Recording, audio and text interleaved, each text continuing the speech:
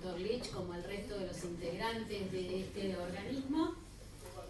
Y principalmente creo que el objetivo es reflexionar y tratar algunos temas que no son nuevos para usted. Eso es un aspecto que hay que tener en cuenta.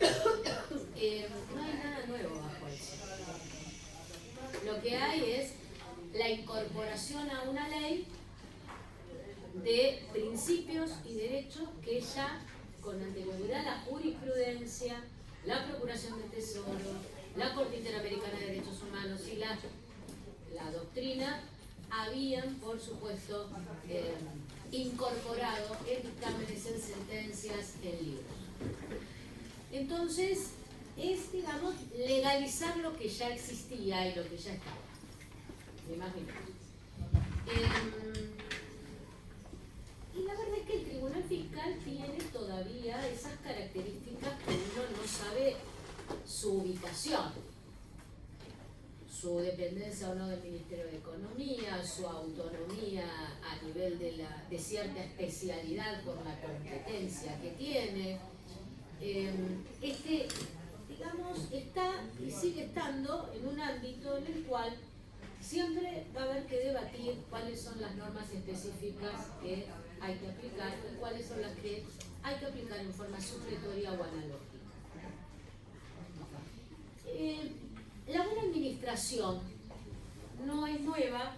La buena administración la encontramos en la Carta de Derechos Fundamentales de la Unión Europea del año 2000.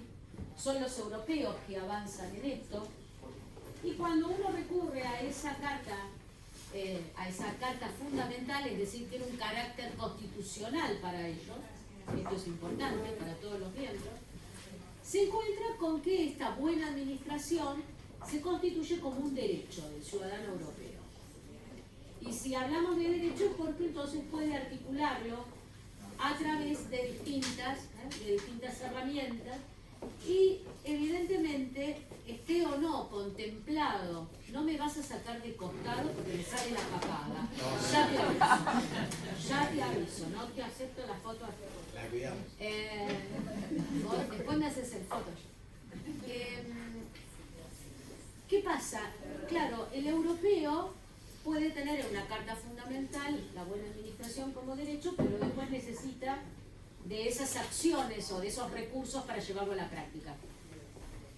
Y entonces encontramos que a medida, gracias, buenísimo, que a medida que transcurren los años, quienes empiezan realmente a aplicar esta buena administración es el Tribunal de Justicia Europeo, exigiéndole a los estados el cumplimiento de este derecho. Ahora, claro, hablar de la buena administración es tan amplio que uno diría, bueno, ¿qué es la buena administración? La buena administración es ni más ni menos que un conjunto de principios generales de derecho y de derechos que nosotros hace mucho tiempo que tenemos incorporados en distintas normas. Y que los europeos, algunos países también los tenían incorporados, pero como tenían distintos niveles justamente normativos, se necesitó incorporar en una carta fundamental para todos aquellos que constituyen la Unión Europea. Este es el primer dato.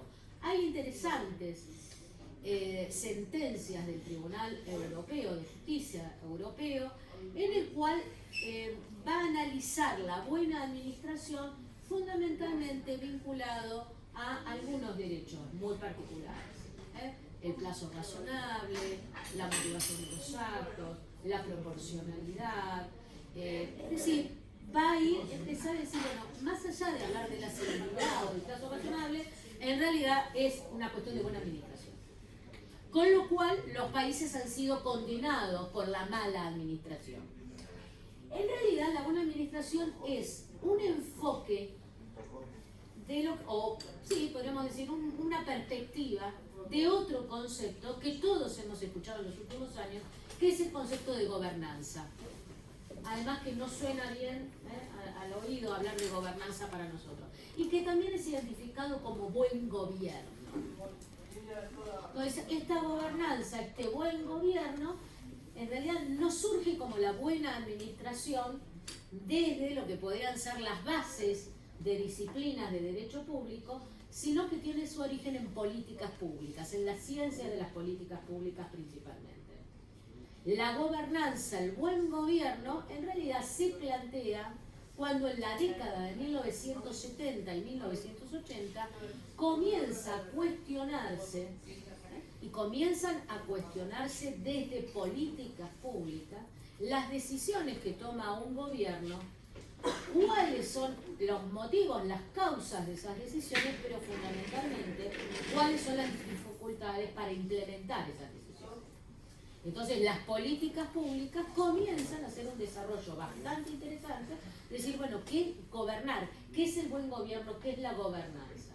Y nos encontramos con que la gobernanza a través del tiempo y por distintas escuelas científicas se va alimentando justamente de algunos principios y derechos que también conocemos. La participación ciudadana, por ejemplo. Pero no una participación ciudadana en un procedimiento. La participación ciudadana en la decisión. Por eso el enfoque de la política pública. Aquel que tiene que diseñar una política ya no lo puede hacer aisladamente, sino que tiene que escuchar a la sociedad. Escuchar a las organizaciones sociales, a ONG, a todos aquellos que pueden verse afectados por determinada decisión. Es una formación de la política a partir de consensos. Esto justamente décadas 1970 y 1980, porque, claro, Latinoamérica no era la única zona del planeta, pero Mapamundi, pero era mayoritariamente, tenía, muchos países no tenían gobiernos democráticos. Entonces, la no democracia o una democracia, en realidad, en muchos países ciertamente ficticia, hacía que hubiera una preocupación principalmente de aquellos que estaban estudiando políticas públicas de países que terminaban siendo los acreedores de aquellos países latinoamericanos. Por ejemplo, Estados Unidos. Estados Unidos es el país en el cual se desarrollan principalmente las políticas públicas. Después lo va a tomar Europa, con distintos efectos. Entonces, claro, la gobernanza, hay en la década del 70 una primera comisión, por ejemplo, trilateral, constituida por Rockefeller, un representante de Japón y un representante de Europa, que si no me equivoco era alemán o francés. Porque había una preocupación, y claro, uno dice, década del 70, Guerra Fría, los efectos de Rusia apoyando a Cuba, la posible expansión de esos movimientos fuera de Cuba, había una necesidad de mostrar que el gobierno no estaba, en definitiva, percibiendo lo que la sociedad necesitaba. Por eso empieza a hablarse de la gobernabilidad, para después derivar en la gobernanza. ¿Cómo gobernar? ¿Qué elementos se necesitan para gobernar? Y a partir de ahí los estudios de las políticas públicas se apartan un poco de lo que es la ideología en sí, para centrarse en el concepto del buen gobierno. Este buen gobierno que necesita diseñar políticas y aplicarlas con objetivos. Entonces, participación ciudadana fundamental, transparencia pública como una exigencia, pero una exigencia yo le diría supraconstitucional, y la famosa rendición de cuentas. Pero no la rendición de cuentas del papelito de la compra del chino de la vuelta de la oficina. La rendición de cuentas de rendir la gestión, de explicar la gestión, de demostrar cómo se gestiona. Entonces, claro, por un lado estoy en el ámbito del gobierno, de la decisión, pero esa decisión necesita una aplicación, una implementación. Y dentro de las políticas de implementación, porque implementar también implica políticas públicas, no solamente acción de la política, evidentemente aparecen otros estudios. Y viene la nueva gestión pública, que va a entremezclarse con la gobernanza, y todos empezamos a hablar de gestión, nos olvidamos que administramos, todos gestionamos, no somos más empleados públicos, somos gestores. Gestionamos. ¿Por qué? Bueno, porque hay una escuela de las ciencias de la administración que va a propender a la gestión, a la eficacia, a la eficiencia y la economía como condiciones de, evidentemente, un buen gobierno. Para yo poder que ese buen gobierno se plasme en la realidad, necesito eficacia, eficiencia, economía, la cultura presupuestaria, etcétera, etcétera. Todo este movimiento, que son movimientos y son estudios científicos, apoyados por supuesto por organismos internacionales, por doctrinarios, por normas de organismos internacionales, bueno, termina estando presente en Latinoamérica y en Europa. Y de repente es necesario enfocar justamente aquellos inconvenientes y problemas en materia del gobierno y en materia de implementación en el ámbito de la administración. Por eso la buena administración. Porque la buena administración es, en última instancia, una perspectiva de la gobernanza. No me alcanza diseñar una política, necesito aplicarla. Para aplicarlo necesito una buena administración. En todo esto, siempre recuerden que hay como una exacerbación del concepto de administración. Como que lo que fuera, primero, la confusión de que administración es el Estado. Pero por el otro lado, como que todo es administración pública. Y la verdad es que nosotros nos encontramos en situaciones en las cuales no sabemos cómo, todavía nos estamos explicando qué es el PAMI. Por más teoría que me digan qué es el PAMI, un ente público estatal, siempre nos preguntamos lo mismo: ¿dónde lo enfocamos? ¿Dónde lo ponemos? ¿Qué hace? ¿Qué no hace? ¿Lo puedo controlar? ¿No lo puedo controlar? Etcétera, etcétera. Entonces, no es en vano que se haya hablado de la buena administración en Europa. Con una base francesa, el protagonismo francés en la Unión Europea, la receptividad por parte de Alemania, una España que también exacerba el concepto de administración. Ahora, no hay un planteo en la Carta de Derechos Fundamentales de Europa de decir, bueno, hablo de la buena administración como función administrativa o como organización.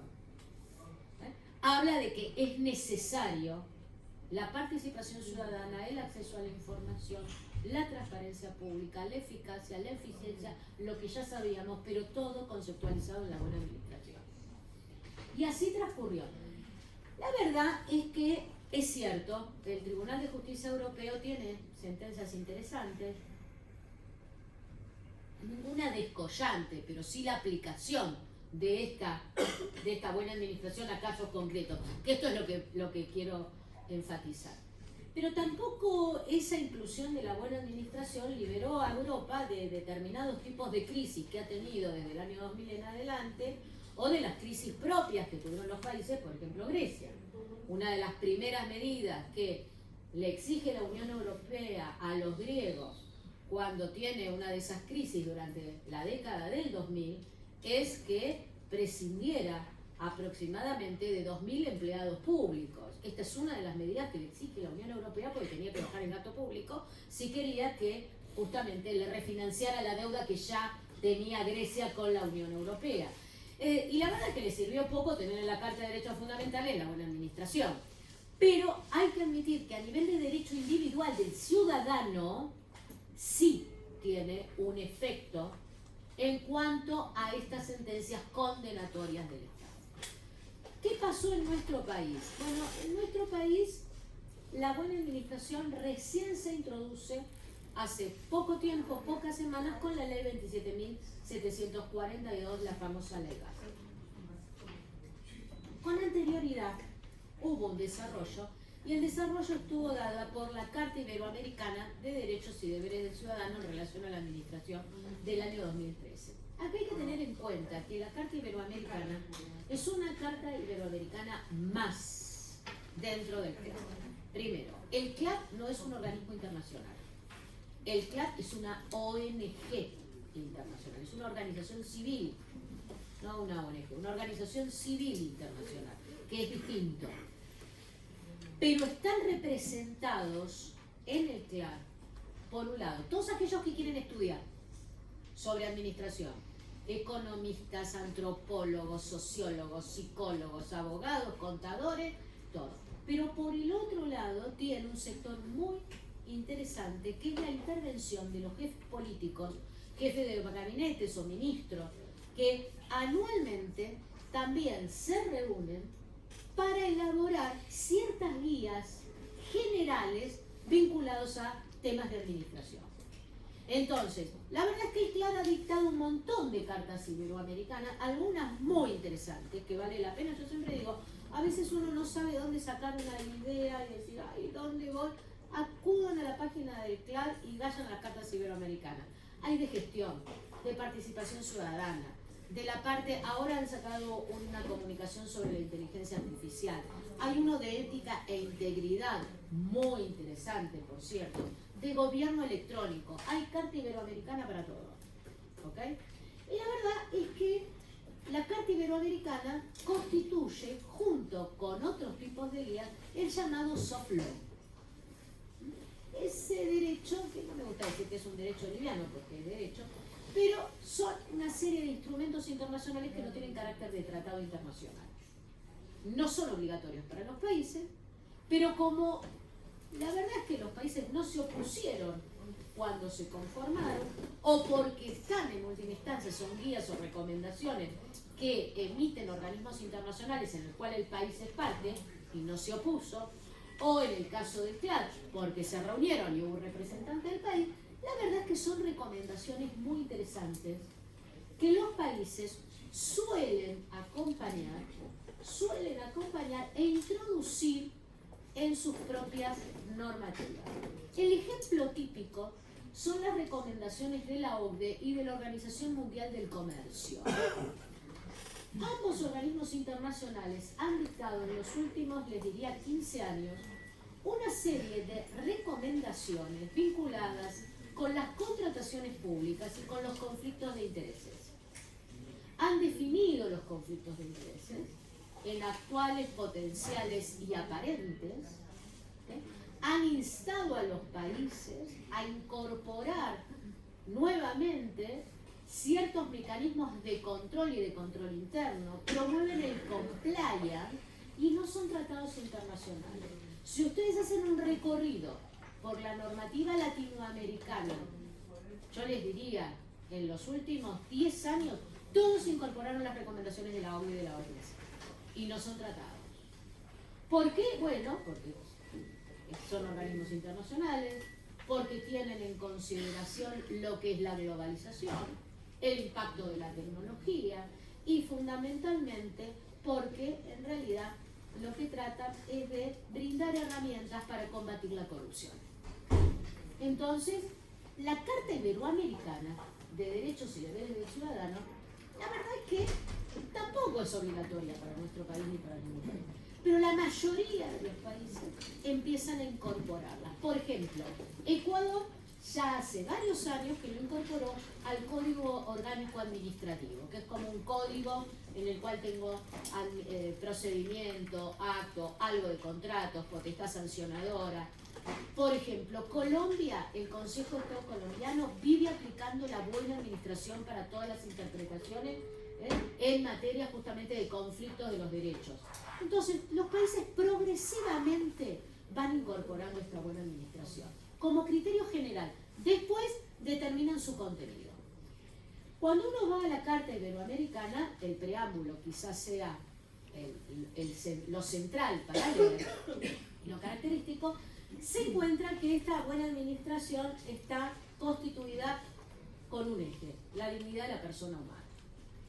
No es en vano este concepto, porque a lo que me obliga es que en el caso concreto, la interpretación de la buena administración debe justamente tener el alcance de los derechos de la persona y de su dignidad. No es una buena administración que pueda prescindir de la persona, es una buena administración dirigida a la persona. Este es el primer aspecto. El segundo es que la propia Carta dice es un principio general del derecho. Si es un principio general del derecho, están las bases del ordenamiento jurídico.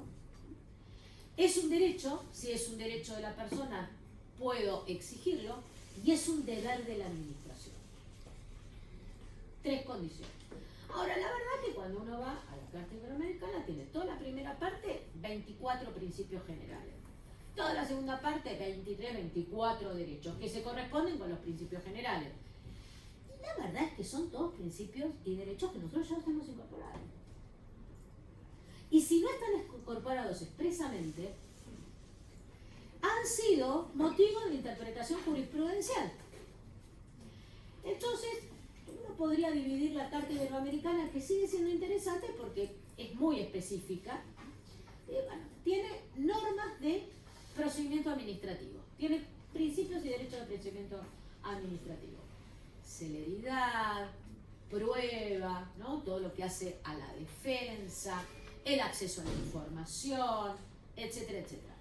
Segundo aspecto, el acto administrativo. Argumentación, y sobre esto voy a algunos aspectos voy a analizar antes de terminar. La argumentación, la motivación. Pero nosotros, ¿cuánto hace venimos hablando de la motivación? Bueno, es una Carta Iberoamericana para todo Iberoamérica. No todos los países tienen el mismo nivel de interpretación doctrinaria o jurisprudencial como tenemos en la Argentina. Bueno, la motivación de los actos, la autoridad competente, principios de la función pública, fundamental, objetividad, imparcialidad, neutralidad, independencia del servidor público. No lo solemos tener incorporado muchas veces a normas especiales, pero sí en las normas de control respecto de quién controla, como exigencia particular. Pero es esencial. 3 condiciones: objetividad, neutralidad, imparcialidad. Las 3 hacen a la independencia del servidor público. Y tiene otra condición muy interesante, ¿no? Que es la idoneidad. Y es la promoción de los concursos para demostrar la idoneidad. Tema que nosotros, mal o bien, escrito está. Escrito en una ley, lo tenemos. Hay cuestiones de contratos, el respeto por el compromiso, está prevista la confianza legítima, la seguridad jurídica, por supuesto la buena fe en todas sus manifestaciones, y todo esto hace al derecho de las personas a exigir a la administración. Entonces, claro, la buena administración fue incorporada en nuestro país en distintas normas, y yo les diría hasta disimuladamente en algunos de los proyectos de ley o en los fundamentos de algún reglamento. Si ustedes también revisan los reglamentos en los últimos 20 años, todos van a hablar de lo mismo: el buen gobierno, la participación de la sociedad, la necesidad de que se satisfagan los derechos de la persona, todo. Para todos siempre es como, son clichés, ya son clichés. Tenemos buenas prácticas en materia de empresas y sociedades del Estado, que todavía está vigente, que es una decisión administrativa de uno de los jefes del gabinete de ministros. Es decir, hay una serie de normas donde nosotros hemos incorporado la buena administración, mal o bien. ¿Por qué? Porque además tenemos una cantidad normativa que va previendo los distintos principios y derechos. Porque hay una característica que no es propia de nuestro país, pero que es importante a la hora de evaluar la buena administración, que es la inflación normativa. A mí me encantaría bajar la inflación normativa con algún criterio, quizás de los que están bajando la inflación en la actualidad. Pero la inflación normativa es un dato no menor a la hora de medir la buena administración, tanto para el que tiene que reclamar como para el que tiene que decidir.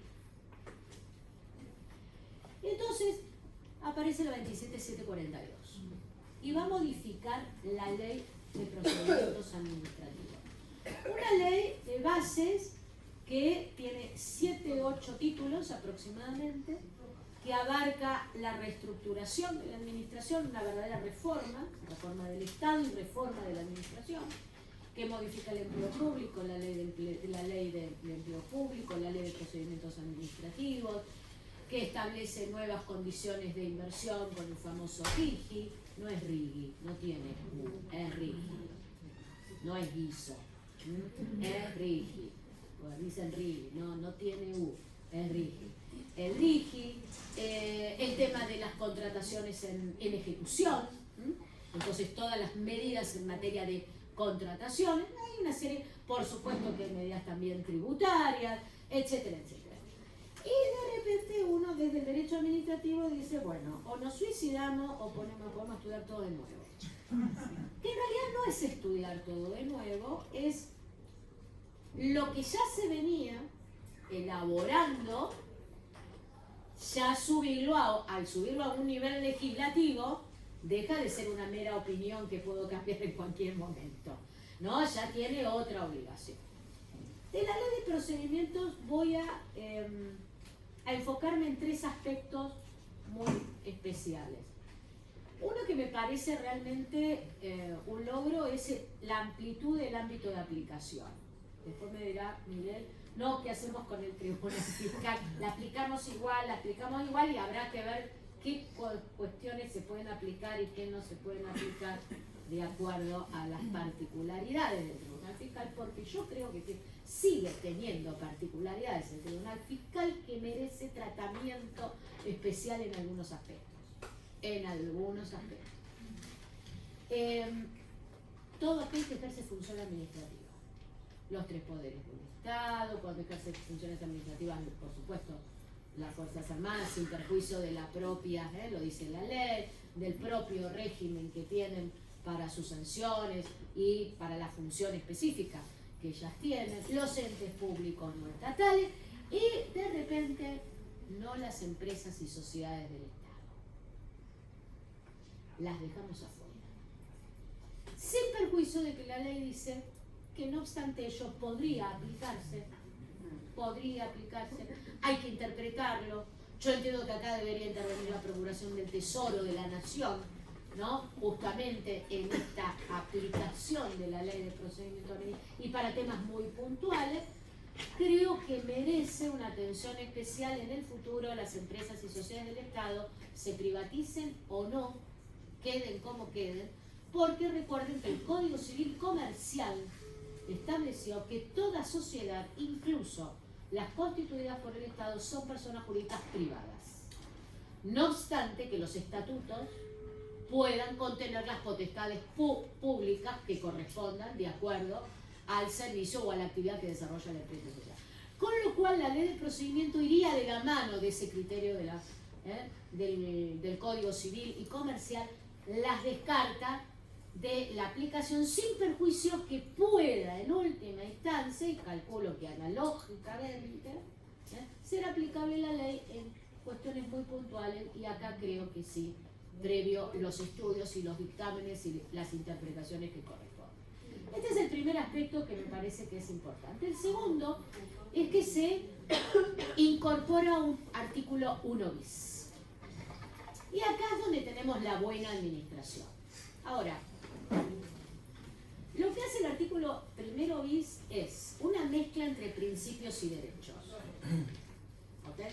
Porque por un lado hablo de los principios, pues empiezo a hablar de los derechos. Hay algunos trabajos muy interesantes de Casañe y de un autor uruguayo, Durán Martínez, en el cual hay una clara diferencia entre lo que es un principio y lo que es el derecho. El principio como la base del ordenamiento, ¿no? Ese precepto amplio, abstracto, que va a necesitar en última instancia también en el caso concreto de una interpretación. ¿Cómo interpretamos la buena fe, por ejemplo? Va a depender en realidad. Yo lo tengo como principio, pero evidentemente puedo tener normas que me indiquen las pautas para determinar la buena fe y si no lo voy a tener que determinar en el caso concreto.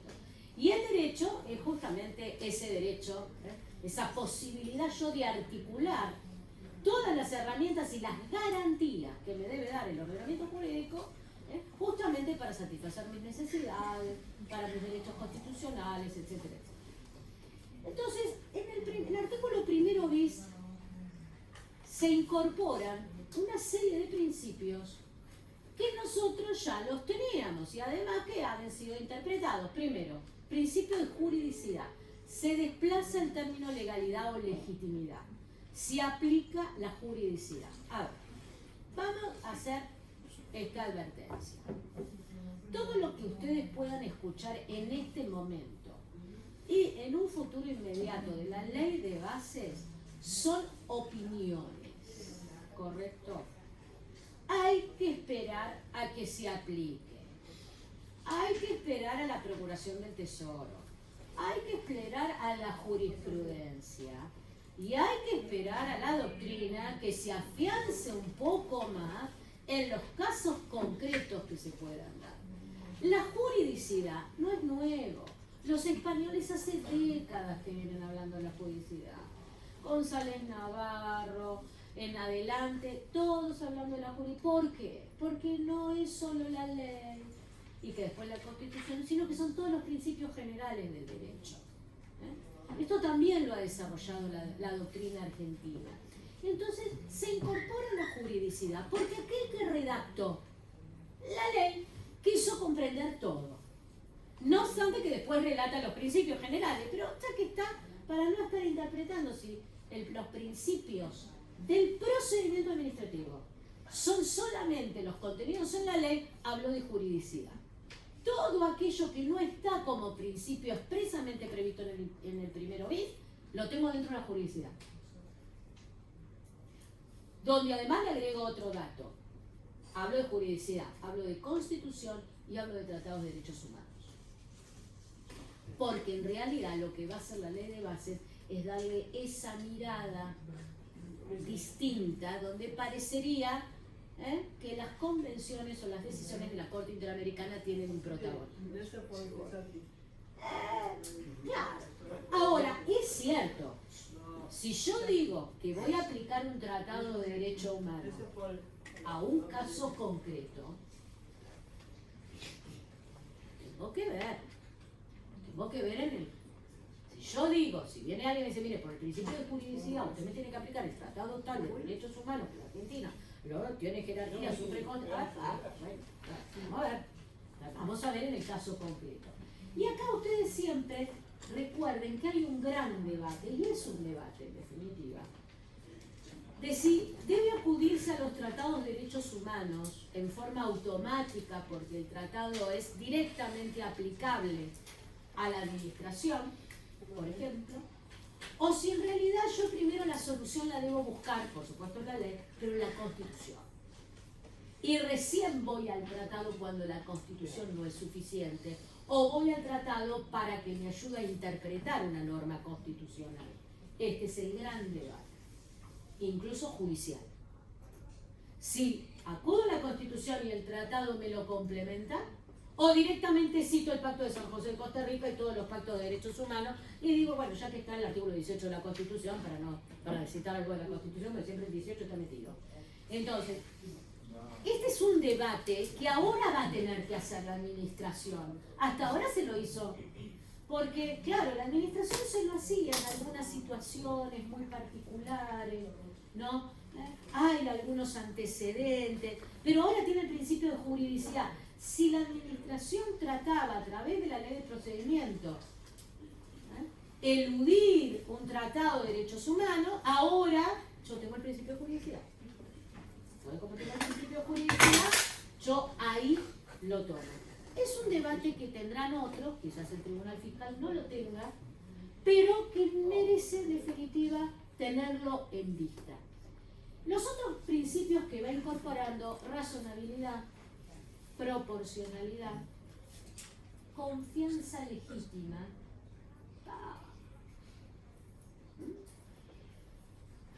buena administración, porque es, por supuesto, tutela administrativa efectiva, es decir, principios generales que los teníamos dispersos y que ahora forman parte de un bloque. Pero vuelvo a repetir, todos aquellos incluidos los tengo dentro de la jurisdicción. La confianza legítima es uno de esos aspectos, es uno de esos principios que me parece que son muy interesantes. Todos confiamos en el otro cuando tenemos un vínculo. En un vínculo comercial, como ustedes saben, siempre es muy importante la confianza legítima basada en la buena fe. Yo confío en el otro. Y si el otro cambia alguno de sus comportamientos, rompo la confianza, se rompe la confianza. Y por lo tanto, yo puedo tener ciertas herramientas en el derecho privado para justamente decir, hubo una ruptura de la relación en base a lo que nosotros coordinamos como costumbre, como habitualidad, porque en realidad se convirtió en una verdadera ley entre las partes. Ahora, en materia administrativa y como tengo una administración que se tiene que sujetar a la juridicidad y además tiene actividad arreglada, tiene actividad legítima, claro, uno dice, ¿cómo yo plasmo la confianza legítima?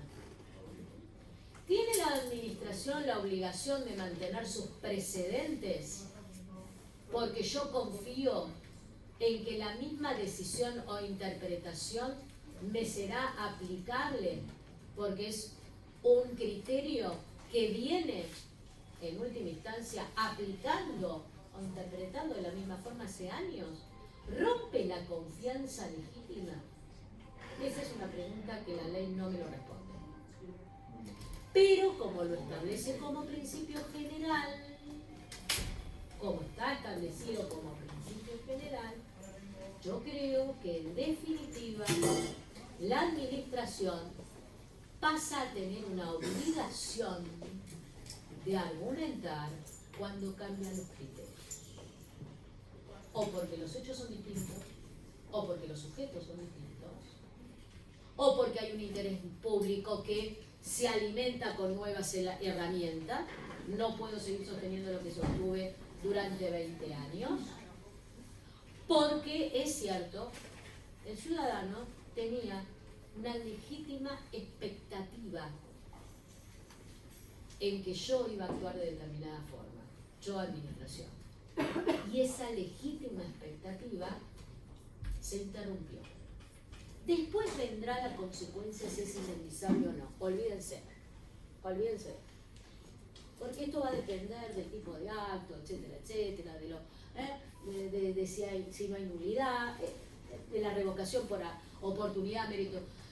Pero lo que el artículo primero bis parece enfatizar es que son principios generales del derecho que se convierten en verdaderos deberes de la administración.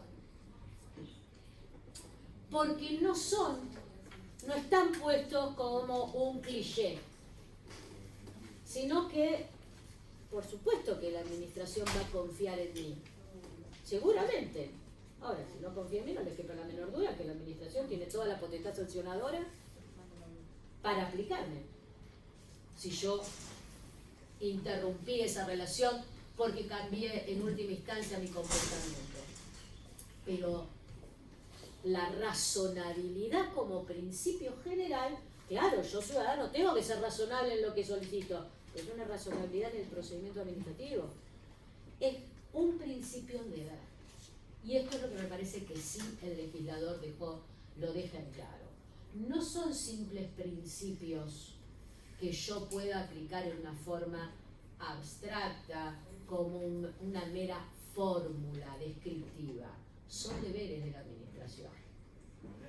Y creo que esos deberes obligan a reformular en parte la importancia que tiene la motivación de los actos administrativos. No solamente de los actos administrativos, sino también de los dictámenes. Aun cuando sean dictámenes no vinculantes. Y de repente aparece la buena administración. Esta buena administración no dice qué es. Dice la buena administración. Así que los dejo a que ustedes interpreten qué quiso decir el legislador. Pero lo importante es que lo incorporó. Lo que pasa es que si nosotros vamos a decir hubo violación al principio de la buena administración, tendremos que decir que no solo es un principio general, sino que es un deber. Y que tengo el derecho, si no, no me sirve. Y en ese marco decir, bueno, en este caso concreto, la buena administración, la mala administración está presente con la violación de este principio o de este derecho que realmente yo debía gozar. Posteriormente, hay una referencia a la famosa tutela administrativa efectiva. Ustedes sabrán muchísimo mejor que yo la importancia que tiene la incorporación de este concepto, que viene de la tutela judicial efectiva, de la Corte Interamericana de Derechos Humanos, del caso Baena contra Panamá, y cómo se fue instalando en la doctrina y en la jurisprudencia. El caso Astorga Brach, en adelante, de la Corte Suprema de Justicia de la Nación, comenzamos todos a hablar de la tutela administrativa efectiva. En realidad nunca nos preguntamos qué quería decir la tutela administrativa efectiva, pero lo relacionábamos con el debido proceso del artículo 18. Y decíamos, bueno, es en definitiva el poder defenderse. Bueno, ahora la ley desplaza en parte un concepto del debido proceso, la de la defensa, y dice cómo se constituye la tutela administrativa efectiva. Directamente lo incorpora. Y es cierto, la tutela administrativa efectiva es una de las principales bases de la buena administración, porque es lo que le permite en el procedimiento al sujeto que pueda acceder a sus derechos. La tutela administrativa efectiva es el procedimiento. Nosotros no nos tenemos que olvidar que un procedimiento administrativo es una garantía para el particular, pero también es esencial para la administración porque es el cauce formal de la función administrativa y porque la administración tiene la obligación de seguir todas las etapas que establece un régimen jurídico. Lo que pasa es que ahora lo llamamos tutela administrativa efectiva porque nos ponemos en el ángulo bajo la perspectiva del derecho. Pero es tutela administrativa efectiva para la administración. Y acá repite la ley nueva lo que ya tenía la vieja, con alguna cuestión. ¿Qué es la tutela administrativa efectiva? Bueno, derecho a acceder al expediente. Una gran incorporación de la ley. La incorporación de la vista en la ley. Después la va a reglamentar.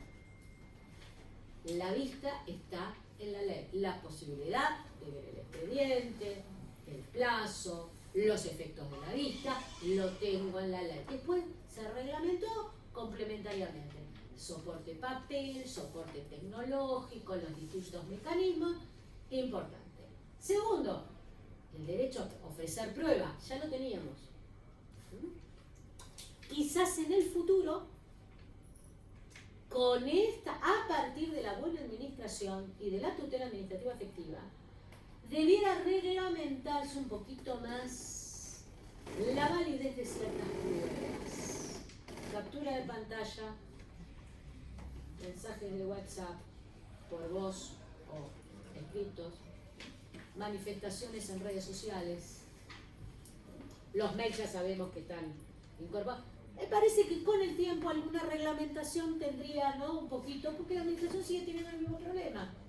¿Dónde ubico una captura? ¿Es un indicio? Bueno, claro, pero una cosa es presentarlo en un juicio, en un proceso judicial, donde hay distintas pruebas que el juez o un fiscal pueden disponer, y otra cosa es tener la administración, que ver, bueno, a qué universidad tecnológica o el sector tecnológico para dar que no estuviera alterado ese mensaje, etcétera, etcétera.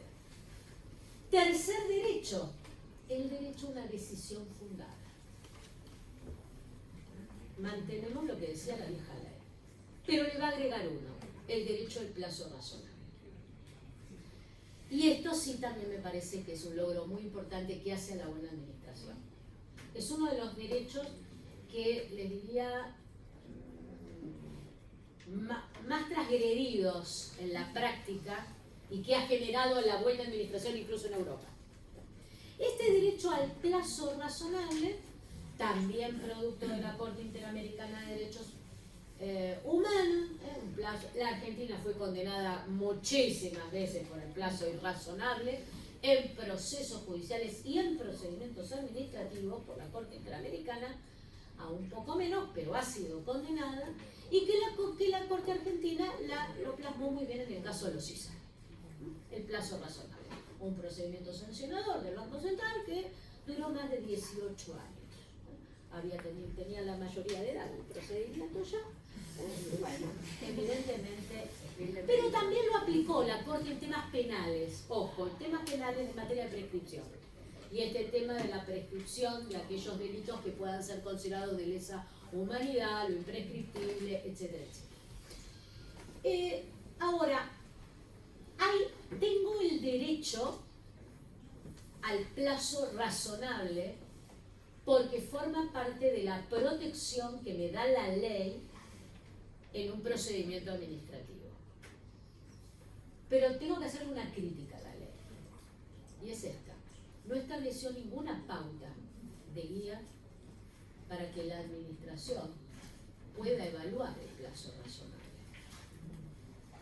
Cuando la Corte Interamericana analiza el plazo razonable originariamente en un proceso judicial, principalmente el penal, y después lo traslada al procedimiento administrativo y otros judiciales, establece 4 o 5 pautas: la posición, la situación de la víctima, el derecho afectado, la cantidad de personas o de víctimas que pueden estar involucradas, la complejidad de la prueba, quiénes son los demandados. Hay una serie. Él pudo haber introducido alguna pauta o valoración de esa razonabilidad del plazo, incluso tanto para aquel que tiene que articular este derecho, como para la propia administración que tiene que decir, a ver, este plazo es razonable por esta situación. Deberá valorarse la razonabilidad del plazo en función de la gravedad del hecho del perjuicio que le puede causar a la persona. No necesariamente perjuicio económico, perjuicio en sus derechos. Me parece que hubiese completado. Pero cuidado con el derecho al plazo razonable, porque no puede ser invocado en aquellos casos en que el régimen jurídico estableció plazos esenciales fatales, como los recursivos. Es decir, quien establece la razonabilidad de un plazo, en primer lugar, es el legislador. Y así lo fijó. 30 días para el jerárquico, después tengo los plazos judiciales de los 180 días, o los 30 días según esto, lo otro, el reclamo administrativo previo, ¿no? Los 30, los 60, 45, 90, etcétera, etcétera. Ese es el primero que dice, yo creo que esto es razonable y por eso lo fijo. Por eso, si no tengo plazo, fijo el de 10 días. 30 días del silencio, por ejemplo. 30 días para el silencio negativo. Es decir, el primero es el... Ahora, como tengo un derecho, el otro que va a evaluar el plazo razonable es la administración. Y va a valorar el plazo razonable en la medida en que sea un plazo no esencial y lo pueda prorrogar. Ejemplo. Si la administración tiene 30 días para resolver y no resuelve 30 días hábiles, lo primero que va a hacer es prorrogarse. Va a empezar las prórrogas, prorrógase por otro 30, prorrógase por otro. ¿Cuántas prórrogas son razonables o no son razonables? Depende de la complejidad. Pero en la prórroga, esto es sin perjuicio que después el particular pueda ir directo a la justicia y no quiera esperar. Esto es otra situación. Pero realmente tiene 30 días y la verdad es que el ciudadano dice, quiero saber qué me va a decir, si sí o si no. Entonces prorrogo el plazo, prorrogo el plazo, prorrogo el plazo. Es la administración la que evalúa la razonabilidad de cuántas veces va a prorrogar el plazo. Y voy a ser yo diciéndole al particular, esto es un exceso en la prórroga, que fue lo que le pasó a los ICER en el Banco Central. Porque cada vez que los ICER quería decir archívese por el transcurso del plazo, ¿qué hacía el Banco Central? ¡Tuc! Sacaba el expediente, de nuevo el archivo y un nuevo proveído de cualquier cosa. ¿Para qué? Para activarlo, para evitar justamente una caducidad. Entonces, ojo con... es un derecho, pero ojo en la evaluación del derecho y respecto de qué plazos yo puedo hacerlo. Tengo algunas dudas respecto del silencio. Fíjense ustedes. Yo tengo dentro de la tutela administrativa efectiva el plazo razonable, pero tengo un principio general que repite la vieja ley, que es el principio de celeridad. Ese no fue eliminado. Por lo tanto, bien puedo decir que yo la razonabilidad del plazo la tengo que interpretar de acuerdo a la celeridad. La celeridad es la prontitud. Ahora, tampoco me dice qué es lo pronto, lo rápido o no lo rápido, pero puedo complementarlo los dos. Ahora bien, yo tengo paralelamente una figura, el silencio. Y tengo el silencio. Y resulta que tengo el silencio negativo, sí, lo sigo teniendo. Nada más que le sacamos el pronto despacho. Ya no hay que presentar el pronto despacho. Entonces, la verdad, creo que el plazo es irrazonable. no me está contestando la petición, no voy a interponer una acción de amparo por mora. Entonces, la verdad es que 60 días transcurrieron, no me dijo nada, pronto despacho, listo, a otra cosa, voy al silencio negativo. 60 días. Digo yo, día número 59, si la administración prorroga el plazo, porque considera que necesita otro plazo más para hacer razonable la respuesta, descartó el silencio. El particular no va a poder articular el silencio. Es un juego, a lo que voy es el juego de los plazos, de lo razonable, de lo no razonable, lo que nos lleva a que el plazo razonable no es un derecho, es un derecho, pero fundamentalmente es un deber de la administración. Porque no solo tiene el deber de responder, tiene el deber de responder en un plazo razonable. Y en la ley está como derecho. No está como deber. Entonces yo, es cierto, tengo el derecho a pedirlo, pero quien debe cumplir con la razonabilidad del plazo es la administración. Porque yo tengo el derecho, pero además tengo que articular, tengo que presentar una impugnación, tengo que presentar un escrito, si no tengo que hacer lograr el silencio administrativo de los 30 días, si no tendría que ir al amparo por mora. Es un deber de la administración. Este es esa vuelta en el cual el plazo razonable está bien incorporado, pero no termina de realmente constituirse en esa herramienta que yo necesito para un procedimiento en base a la buena administración. Por eso no descarten que tengan presentaciones futuras aludiendo a la buena administración, al derecho a la buena administración, bajo el argumento del plazo razonable, no solamente como derecho a que se expidan por el plazo razonable, sino por el deber que tienen. Porque la buena administración la tengo como principio general del derecho. Y como principio general del derecho, tiene en cuenta los derechos del ciudadano. Ahí, ¿no? Es en última instancia un análisis circular. Yo me puedo ubicar en la administración. El otro se puede llegar a publicar. Por supuesto, nos ubicamos en el lugar del ciudadano. Tengo uno y otro.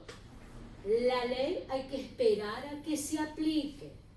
Es muy linda, pero necesitamos bajarla a terreno. No voy a hablar del silencio positivo. Es una importante incorporación. Lo tiene el sistema español. Les trajo varios problemas. Ahora se modificó porque en realidad, no es que se modificó, perdón, ahora todos los sistemas informáticos del GEDO tienen que estar incluyendo justamente estas cuestiones del silencio positivo para ver cuándo se configura. Hay algunas dudas sobre el silencio positivo porque solamente está admitida en el caso de las autorizaciones, nada más. Y como ustedes saben, la autorización, no obstante que el reglamento después lo aclaró un poco, ¿no? Que hay que tener cuidado, no para los casos de precariedad, ¿no? de las situaciones de precariedad, sino justamente cuando tengo un derecho, porque además el silencio positivo tiene el problema de que me dijeron que sí, y que ese sí puede ser ilegítimo. Y si la ilegitimidad de una autorización, lo cual me van a dar el certificado de que no dije nada. No dije nada, pero dije sí. El silencio me valió como un sí. Esa ilegitimidad, porque quizás no se controlaron las condiciones, etcétera, etcétera, obliga a la administración a ir a la justicia por una acción de lesividad para revocar el acto. Además, recordemos que se modifica la ley de procedimiento en cuanto a la revocación de los actos administrativos de oficio en sede administrativa. Ya no corresponde. Entonces, tengan en cuenta que el silencio positivo me parece que es un avance interesante en materia de la tutela administrativa efectiva para el particular, es cierto, Me parece que es interesante. No sé si la gestión actual, no la gestión a nivel de gobierno, la gestión pública, la administración hace muchos años, está preparada para esto. Son 60 días hábiles administrativos, cuidado, es poco tiempo para decir que sí. Como también era mucho que una autorización demorara 4 o 5 años de su tramitación. Esto es otra realidad, ¿no? Pero quizás se podría haber aplicado algún sistema intermedio o un plazo mucho mayor para que el silencio se pudiera configurar como positivo, teniendo en cuenta que además se eliminó el pronto despacho. Dejo transcurrir el plazo y no, ni siquiera intimo a la administración, ¿no? Transcurrió el plazo y transcurrió el plazo. Esta buena administración incorpora, si yo tomara la buena administración como general de la ley de bases, es interesante, está muy bien definido la interrupción de los plazos frente a los recursos y reclamos y presentaciones que pueda presentar el particular, esto aclara mucho, la prescripción en última instancia de 10 años en el caso de una nulidad absoluta, que no se sabía si era imprescriptible, no era imprescriptible, modifica el reclamo administrativo previo, modifica el agotamiento de la vía, recién lo hablaba con el presidente del Tribunal Fiscal, aquellos problemas que se pueden presentar en la práctica, ya no es necesario agotar la vía administrativa cuando plantea una inconstitucionalidad o cuando plantea una acción de amparo, ¿no? Y esto en la práctica puede llevar a problemas cuando yo tengo que impugnar un acto, pero en realidad lo impugno por una inconstitucionalidad. Hay que ver los efectos. ¿Qué pasa si la justicia me dice no a la inconstitucionalidad? ¿No? Es decir, ¿cuál es en definitiva? Vuelvo hacia atrás y podría impugnarlo, porque podría impugnarlo administrativamente. Claro, ¿después de cuánto tiempo? Teniendo en cuenta que un proceso judicial en materia de inconstitucionalidad, entre primera y segunda instancia, y si llega a la Corte, demoraría mucho más tiempo que lo normal. Es decir, hay una serie de agregados muy interesantes, que necesitan ser depurados por la práctica. En principio yo me quedaría con ese artículo primero bis, como artículo marco de todo el procedimiento administrativo, para ir adaptándolo y aplicándolo según los casos, según los organismos y según justamente en el marco de la función administrativa, las competencias de aquellos que tienen que aplicarlo. Recién me planteaba el presidente qué pasaba con la gratuidad. La gratuidad se mantiene, ya no está esa excepción salvo los regímenes especiales. Yo le dije no renuncies a lo que ya tienes, que alguien te plantee la inconstitucionalidad del tema. Yo creo que lo que no puede es el pago de tasas impedir el ejercicio de la tutela administrativa efectiva. Esto no lo puede hacer. Sé que el Tribunal Fiscal tiene en definitiva los mecanismos para no impedir la tutela administrativa efectiva, el beneficio de litigar sin gastos, etcétera, etcétera. Yo no me animaría a decir que los procesos o los procedimientos en este organismo tendrían que ser todos totalmente gratuitos. No lo tengo estudiado el tema. La tendencia es la gratuidad para evitar justamente que el particular no pueda defenderse, no pueda y tener una justificación. Yo creo que si está justificado en ciertas cuestiones especiales, significativas, que mejoran en última instancia el interés público, es decir, que hacen el interés público, podría mantenerse, pero ahí yo me animaría a decir hay que esperar un poquito los dictámenes de la Procuración del Tesoro de la Nación y ver la justicia también cómo actúa en este sentido, ¿no? Porque se han eliminado muchas cargas y muchas tasas en materia de contrataciones, por ejemplo, pero no obstante ello, la ley es una ley general y no obstante que evidentemente regímenes especiales podrían quedar sin efecto por esta ley general, entiendo que el artículo primero bis y todos los artículos en ciertos organismos tienen que ser analizados en los casos específicos y siempre teniendo en cuenta que la intención de la modificación de la ley fue favorecer la situación del particular frente a la administración. Este es el objetivo de la ley, está presente en el artículo 1, está presente en el 1 bis, esto es indudable. Cualquier tipo de interposición interrumpe plazos, puedo recurrir después del reclamo, es decir, la vista la puedo tomar, me suspenden, es decir, tengo una serie de elementos que dice esto está para aquel que se tiene que enfrentar a la administración. Entonces, evidentemente, todo derecho también tiene su alcance y todo principio también. ¿Cuál es el problema con la motivación? Y con esto termino. El problema con la motivación es que la motivación está considerada en la ley como un elemento esencial del acto. Está mucho más claro, está muy bonito esto de los elementos esenciales del acto, está bien, en la voluntad se incorpora como elemento, no como presupuesto, ya el elemento, está todo. Cuando vamos a los vicios, empieza el vicio en esto, y no está el vicio de la motivación. Cuando dice los vicios que generan la nulidad absoluta. No está el vicio de la motivación. Pero está evidentemente como vicio la transgresión de los procedimientos. La transgresión de los procedimientos. Si yo voy a la tutela administrativa efectiva, que es el derecho en materia de procedimiento, y tengo la decisión fundada, el vicio en la motivación generaría una nulidad absoluta por haber un vicio en el procedimiento, como dentro del procedimiento, porque hacia la tutela administrativa, hacia la defensa. En un artículo publicado por Mayral y Beramendi hace el mes pasado en la ley, ellos consideran que el vicio en la motivación es una nulidad relativa. El resto de la doctrina les aviso que no. Todos dicen es nulidad absoluta. Y la verdad es que si yo voy a los últimos fallos de la Corte Suprema de Justicia de la Nación, Laura Monti ha estado, seguramente lo explicó, no hay ni más ni menos que exigir la motivación. El último fue el caso Meta. En esto hay antecedentes muy interesantes de la Corte Interamericana de Derechos Humanos. Muy interesante. Es un tribunal internacional que estaba acostumbrado a hablar mucho del proceso judicial y de repente se metió en la motivación de los actos administrativos.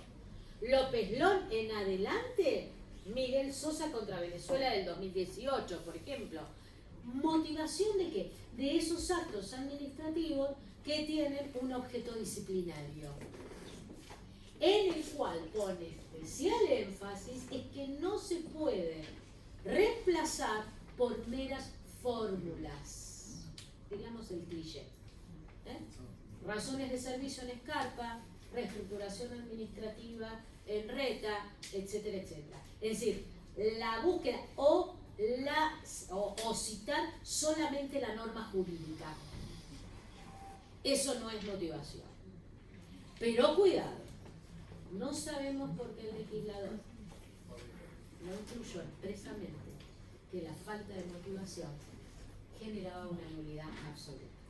Por eso, como la decisión fundada está dentro de la tutela administrativa, la violación a la tutela administrativa efectiva genera la nulidad absoluta del acto administrativo. A lo cual le agrego un dato más.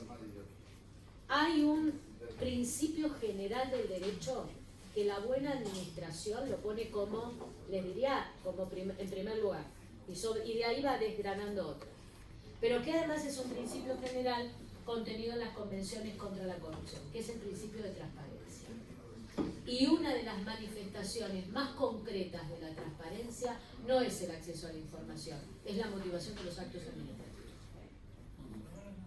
Yo puedo saber cuáles son las causas, la finalidad, el objeto, determinar si se respeta el principio de igualdad, de confianza legítima y de propiedad a través de la motivación de los actos administrativos.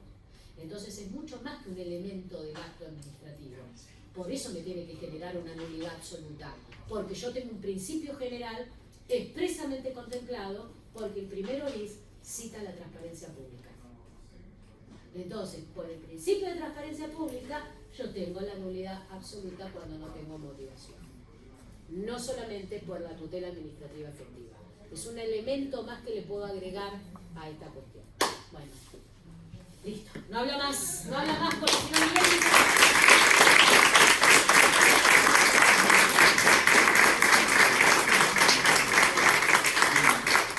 hay muchas dudas, hay todavía interrogantes, es para, por supuesto, seguir estudiando y creo que el año que viene vamos a poder tener ya más aceptado. Ahí además porque faltan reglamentaciones todavía, falta la práctica, falta qué hago con el sistema, más allá del silencio positivo. Así que bueno, yo les agradezco muchísimo la paciencia. Yo sé que tienen preguntas, pero que también tienen hambre por el horario. Y sería... Sí, dos. Acá tengo una, ¿algo más? ¿No? Una. Bien, siendo la buena administración es un concepto abstracto. Bien. Que se concreta en principios y derechos. Bueno, son dos preguntas. Yo te dije que había dos preguntas. Hay plazo razonable, pero en ningún momento se habló de costo razonable. Y por otro lado, la diferencia para la buena administración está con un privado entre la eficacia y la eficiencia. Sí. ¿No? Eso lo marca el costo de oportunidad. Podría marcar la diferencia entre la eficacia y la eficiencia. Bueno, ¿qué hay del costo razonable? ¿A qué llamas costo razonable? ¿Costo económico? ¿Costo emocional? ¿Costo psicológico? ¿Moral? Yo creo que porque puedo tener un costo moral, Hay costos medibles y hay costos que no. Hay costos que son más objetivos, hay costos que no. El valor de una vida no tiene... No hay costo para el valor de la vida, exactamente. Entonces es infinito, podría llegar a ser. Ahora, el valor de una silla sí. El valor de... No sé, cualquier bien material o un servicio sí tiene. Ahora, vos decís en última instancia que la violación del plazo razonable puede implicar un costo irrazonable. Siempre. Ahora, ¿por qué no está el costo razonable incluido? Porque yo creo que sería difícil traerlo a una magnitud jurídica general para que se pueda evaluar. Bien, pero ahí tenemos que cuál es la magnitud moral y ahí podemos medir otra cosa que es inconmensurable, o sea, no se puede mensurar la magnitud moral, pero sí la magnitud económica del daño. Totalmente. Bueno, para valorar la magnitud económica de un daño, la ley no te da la solución, más allá de alguna cuestión implicada en la revocación de los actos por oportunidad, mérito y conveniencia, que reconoce el lucro cesante, pero yo creo que a través del tema de la confianza legítima podrías llegar, y te cuento por qué. El principio de confianza legítima es el principio esencial en materia de responsabilidad del Estado por actividad lícita. Vos actuás conforme a derecho, pero produces un daño, sacrificio especial, y la verdad es que yo tenía confianza en que vos ibas a mantener un régimen jurídico, intempestivamente lo modificaste, no para todos, sino para mí, y a mí me causa un costo. Entonces, el régimen jurídico te da distintos principios para que vos puedas hacer una valoración del costo en casos muy particulares cuando tenés un derecho que está afectado. Pero yo no lo incluiría el costo razonable como un principio general. Primero porque el costo razonable es mucho más, te diría, concreto o específico que lo que puede ser el plazo razonable. El plazo razonable, sí, vos establecés plazos razonables en determinada tramitación. El costo razonable depende del derecho, depende de la persona, depende de la situación muy particular que tenga. Y vinculado a eso, vos traes la eficacia y la eficiencia. Yo entiendo que eficacia es cumplimiento de objetivos. Eficiencia es utilizar los instrumentos más idóneos. Ambos hacen a la buena administración cumplir objetivos con los instrumentos más idóneos. Ahora, dentro de los instrumentos más idóneos, yo tengo distintos tipos de recursos. Los humanos. Entonces necesito una buena administración con personal, con idoneidad, con concursos, con salarios adecuados, con motivación. Bien, tengo recursos presupuestarios. Para eso que necesito un gasto eficiente, equitativo en los términos de Agustín Gordillo, por ejemplo. Otro recurso, tecnológico. El acceso de la tecnología a todo el mundo que requiere la tecnología, pues no le puedo exigir que esté en la misma condición quien está en Iruya a que quien está en la ciudad de Buenos Aires para acceder a sus derechos en un procedimiento. Es en la eficiencia donde tenés plasmada toda la buena administración. El procedimiento, el acto, los recursos humanos, los recursos materiales. Me dejaste pensando con el costo razonable. No deja de ser un análisis económico del derecho, que me parece que es el que nos falta a todos, porque realmente la irrazonabilidad del plazo genera un costo excesivo para todos, para quien incurre en la irrazonabilidad del plazo y para quien es el destinatario de la irrazonabilidad del plazo. La ley no entró en el análisis económico del derecho. Quizás la ley base, la ley de procedimiento, quizás la ley base sí, bajo otro criterio más de programa económico, pero todavía no tenemos en el país una evaluación de lo que es el análisis económico del derecho. No nos vendría mal. En alguna sentencia de la Corte podés encontrar cierto análisis, alguna sentencia muy particular, pero en el resto nosotros no tenemos. En otros países sí hacen una medición en ese sentido. Sí. Muchas gracias por la pregunta. Acá Sí. está una pregunta. Sí. Miriam. Pregunto por Son exocet los tuyos. El Dale. artículo primero enuncia muchos principios. Yo estoy de acuerdo con lo que decís del principio de buena administración en general. Y nos pasa, al menos a mí me pasa acá en la práctica forense, que a veces entran en conflicto principios con normas específicas. Sí. Por ejemplo, hace poco saqué un voto, una causa estuvo 21 años suspendido. Entonces, pero no estaba prescrita.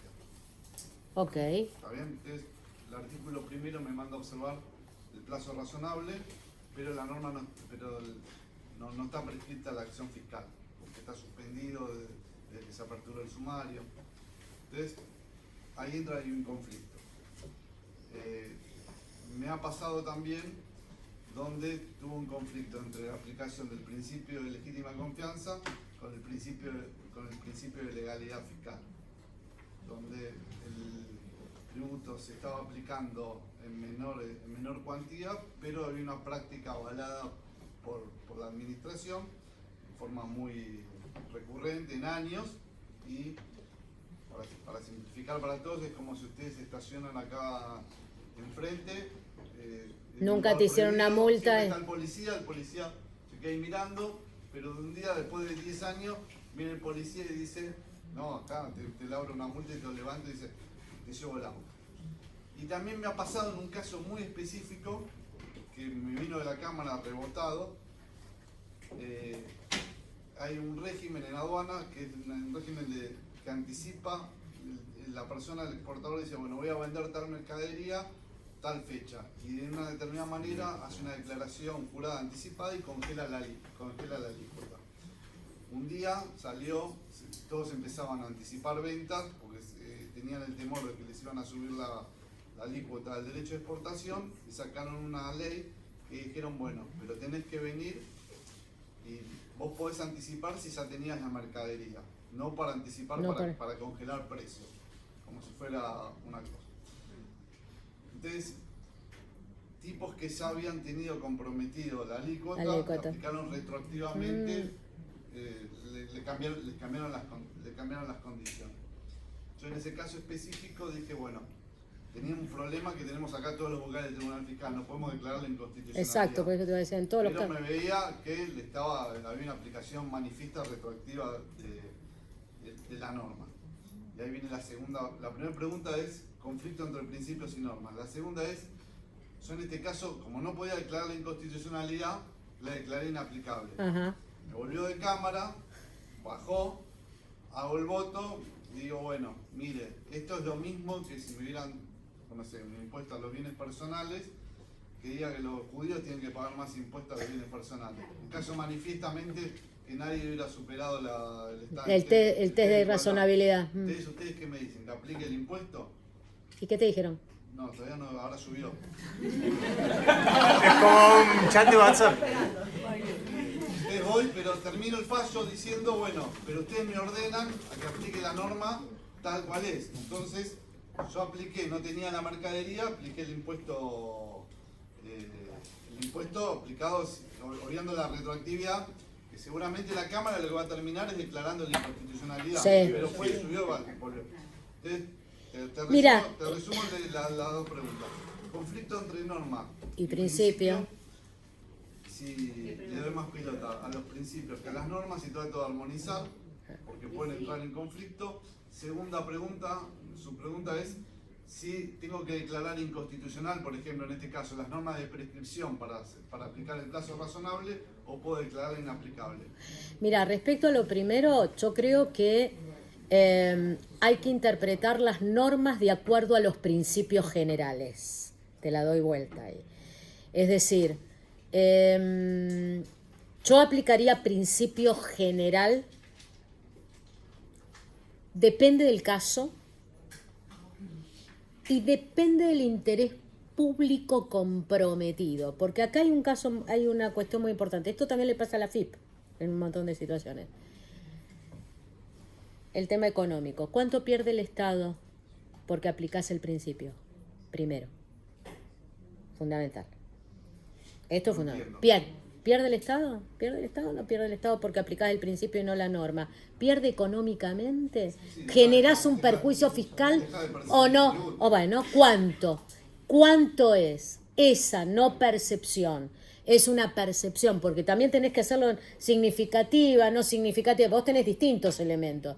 Ahora, yo aplicaría el principio en la norma tratando de armonizarla. En el caso concreto, dejando sentado que no sienta precedente, que en ese caso, por las características especiales, por la propia inercia de la administración, por la propia desidia de la administración, por la defensa de la persona y porque tengo principios generales, armonizo la norma jurídica con los principios generales. Reconstruyo la norma. No declararía la inconstitucionalidad jamás porque salís en los diarios, no la declararía, y podría llegar a considerar la no aplicación. Fíjate que en el caso de los ISER, la defensa del Banco Central era que no estaba prescripto. La defensa del banco, dijo, no está prescripto, entonces pues yo lo puedo condenar igual. Y la Corte dijo, la verdad que no me interesa, acá hay una violación total al artículo 18. No declaró ni inconstitucionalidad ni nada.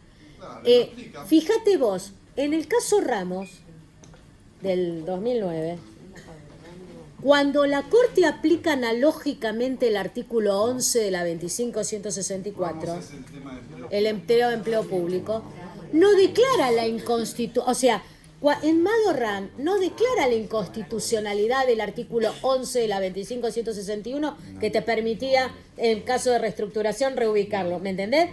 No dijo, la administración nunca puede desplazar al empleado. ¿Qué hizo? Interpretó a punto tal que aplicó analógicamente el artículo 11 en el caso de Ramos. Yo utilizaría... ¿Coincidís que inaplicar no es lo mismo que declarar la inconstitucionalidad? No es lo mismo. No es lo mismo. No inaplico para el caso concreto en defensa de la persona y trataría así de justificar y de morigerar los efectos que para la administración puede generar esa inaplicabilidad.